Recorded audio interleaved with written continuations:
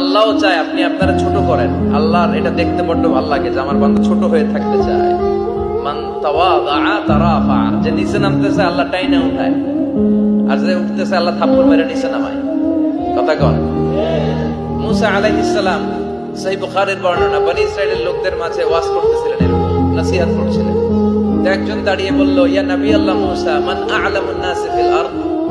হে মুসা নবী, জানতে বড় মনে চায় বর্তমান পৃথিবীর সবচেয়ে বড় জ্ঞানী কে? মুসা আলাইহিস সালাম কয় আমি।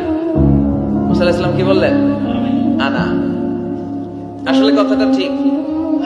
আল্লাহ যখন যে নবীকে পৃথিবীতে পাঠায় তখন তাকে সবচেয়ে বেশি জ্ঞান দিয়ে পাঠায়, সে হিসেবে ঠিকই উনি সবচেয়ে জ্ঞানী। কিন্তু উনি এইভাবে নিজেকে সবচেয়ে বড় জ্ঞানী বলে দিবে, এটা আল্লাহর পছন্দ হয় না। আল্লাহ চেয়েছিলেন মুসা আলাইহিস সালাম যেন বলে আল্লাহু আ'লাম, আল্লাহই জ্ঞানী। সুবহানাল্লাহ কইবেন না? কিন্তু তা না করে উনি কি করলেন? যখন বলল সবচেয়ে বড় জ্ঞানী কে, উনি হুট করে কি বলে ফেললেন? আনা, আমি। আল্লাহ এটা পছন্দ করেনি। আল্লাহ ডেকে বললেন, মুসা, ইউ আর অ্যাবসলিউটলি রং, তুমি ভুল করেছো। তুমি সবচেয়ে জ্ঞানী নও, তোমার চেয়ে বড় জ্ঞানী আছে।